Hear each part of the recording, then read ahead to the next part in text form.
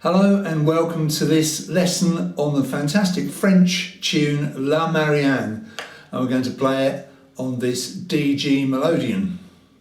Before we start, you should definitely download the sheet music that I provided for this tune and anything else associated with it that I've sent you.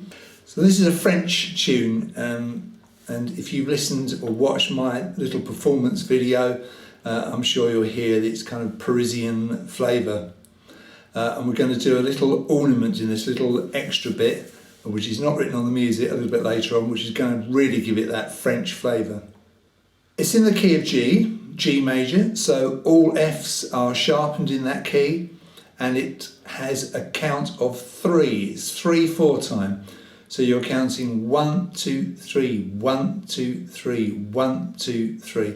And so to vocalise the bass part of that, you would say pa pa pa pa. You may even know the song from Oliver, which is actually called pa pa, which is 3 beats to the bar. But we'll get to the bass in a moment. Let's just learn the first little part in the right hand.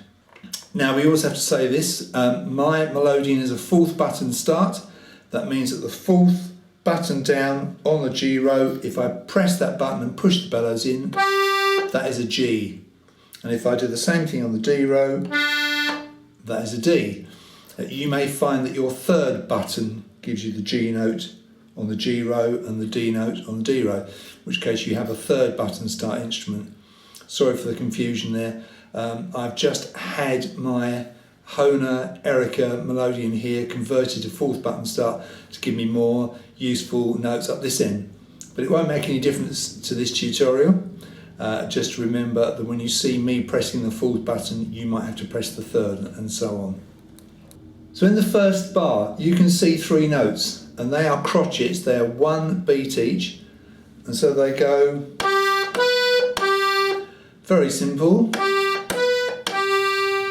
The notes are G, B, G. Now underneath you can see G, G, G. I expect you're wondering what that is. That is to do with the left hand, so we'll deal with that in a little while.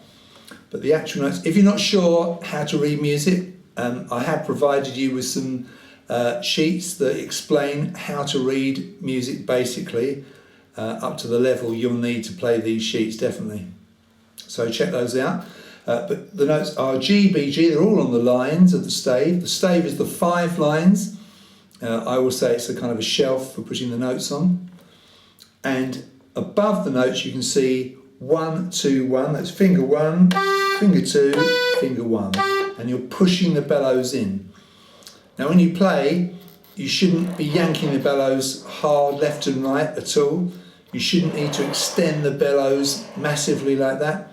About where I have them now is just about perfect, and with this instrument less is more. In other words, you know, you don't yank the thing around, you're going to hurt yourself if you do that. It looks clumsy.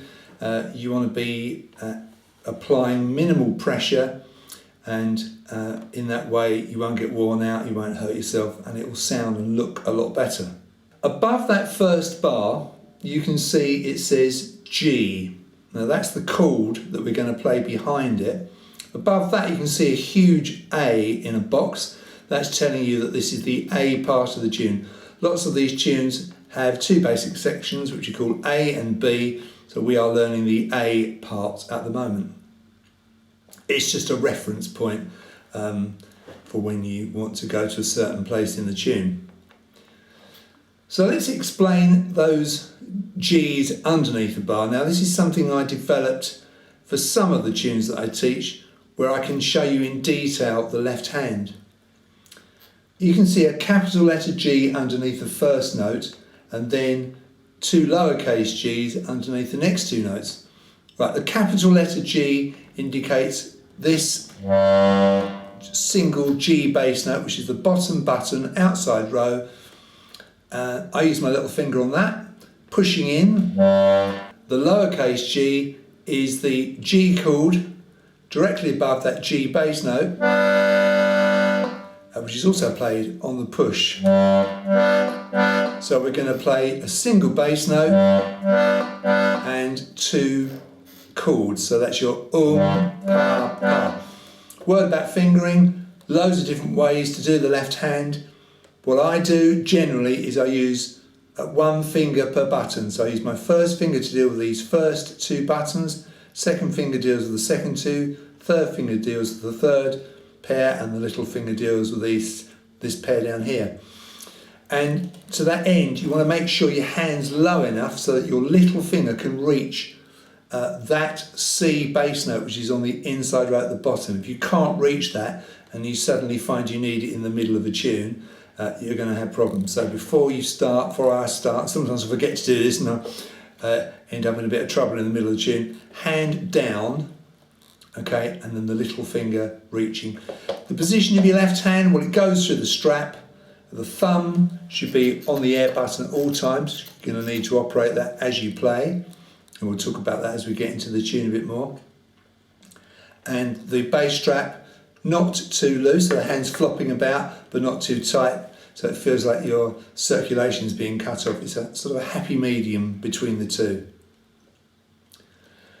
So your left hand is, and your right hand is, and it's very easy, this bar, because every note you play in the right hand has something in the left hand to go with it.